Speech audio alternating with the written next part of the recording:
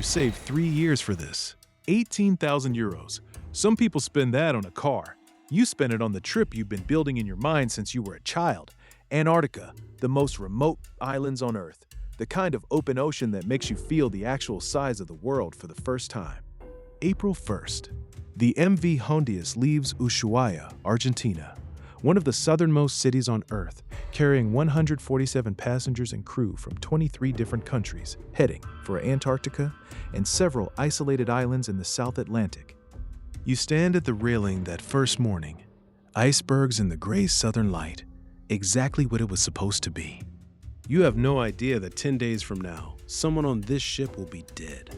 Within a month, no port in the world will want to let you in. You have no idea what is already moving, silently, through the air on this ship.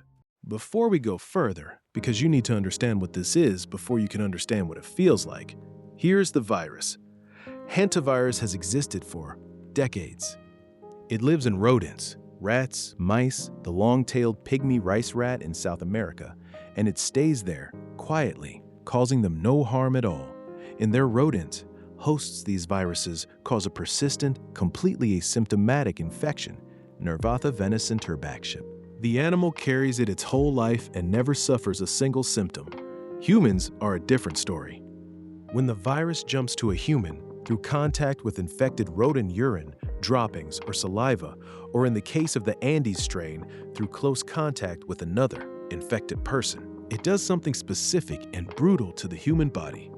It targets the cells lining the blood vessels. It causes them to leak. The main features of illness are microvascular leakage and acute respiratory distress syndrome. In plain language, your lungs fill with fluid, slowly at first, then faster, and at the point where breathing becomes the main event, where your body is spending every resource it has just trying to get air. 38% of people who reach that stage do not survive. There is no specific treatment. There is no cure. Supportive care only, oxygen, fluids, and time, while the virus does what it does. The Andes strain, the one on the Hondius, has one additional property that makes it unlike almost every other hantavirus on Earth. It is the only type of hantavirus known to spread person to person. On a ship with 147 people sharing cabins, dining rooms, corridors, and recycled air. Early symptoms of hantavirus include fatigue, fever, and muscle aches, especially in the large muscle groups, the thighs, hips, back, shoulders. About half of all patients also experience headaches, dizziness, chills, nausea, vomiting, and diarrhea. In other words, it feels like flu. And on a ship in the South Atlantic in early April, surrounded by people who have just spent days traveling from across the world to board, feeling rough for a fresh day or two, doesn't immediately read as alarm. People get travel fatigue. People eat something that doesn't agree with them. People push themselves too hard on shore excursions and pay for it the next day.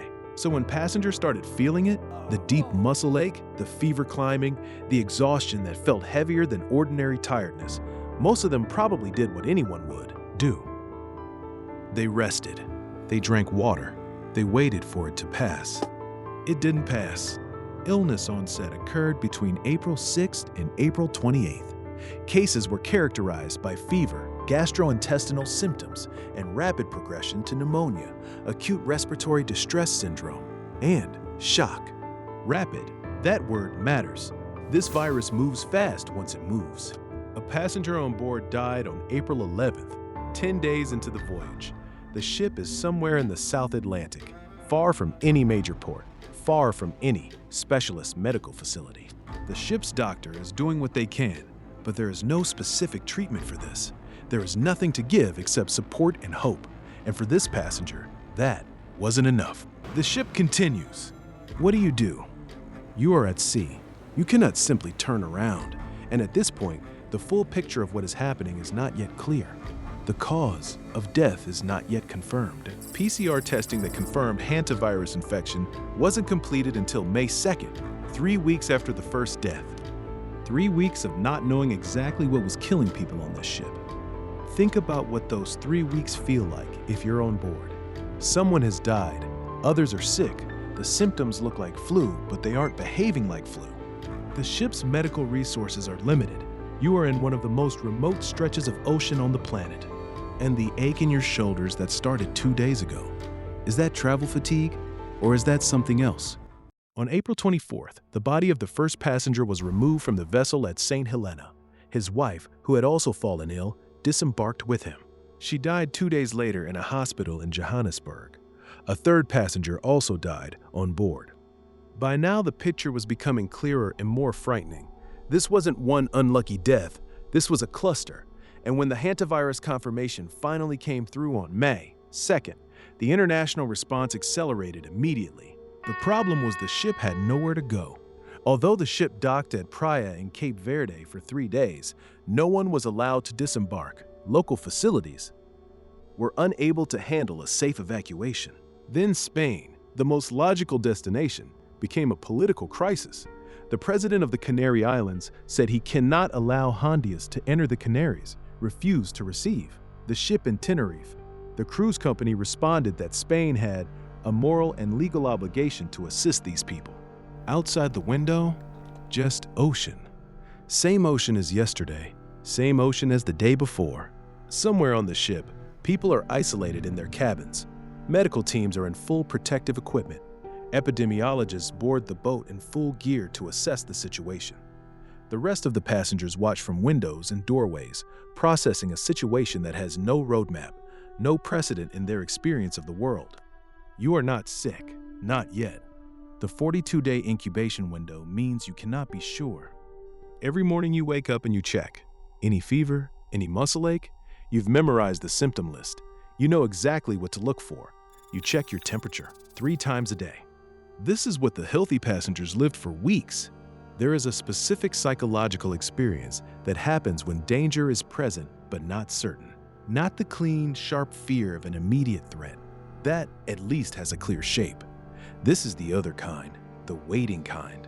The kind where you feel fine right now, but fine right now means nothing because the incubation period is up to 42 days and you've been breathing the same air as people who are dying.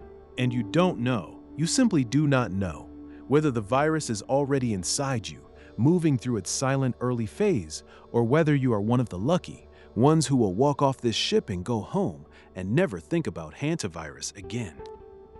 That uncertainty, sustained, daily, with nowhere to go and nothing to do but wait, is its own kind of suffering. The WHO General Tedros Adhanom Ghebreyesus traveled personally to Tenerife and told journalists directly, this is not another COVID. The risk to the public is low. People shouldn't be scared and shouldn't panic. Those words, rational and reassuring in a press conference, land differently when you are the person on the ship. Despite the Canary Islands president's objections, Spain approved the plan on humanitarian grounds. The ship departed for Tenerife. A total of 94 people of 19 nationalities disembarked on the ship first day of evacuations. Passengers wore blue protective clothing and masks, transferred from the ship to shore on smaller boats. American passengers were flown to the University of Nebraska Medical Center, home to the National Quarantine Unit. 15 in the quarantine unit. 1 American who tested positive in the biocontainment unit. Officials described that person as very tired after a really long journey, but stable. The voyage that began April 1st with icebergs and open ocean and 18,000 euro dreams ended in blue protective suits, chartered medical flights, and a 42-day monitoring window in a federal quarantine facility in Nebraska. Some passengers walked off that ship carrying something they'll process for years, not the virus, but the memory of what it felt like to be trapped with it. The weeks of not knowing, the deaths on board, the ports that turned them away, the daily temperature checks, the specific, quiet dread of waking up each morning and asking yourself, today? Initial genetic analysis confirmed the Hantavirus on board was the known Andes variant with no relevant mutations. The outbreak contained. The ship docked. The passengers dispersed back to their lives in 23 countries. But somewhere tonight, in a quarantine room in Nebraska, someone who just wanted to see Antarctica is lying awake counting days. 38 more to go.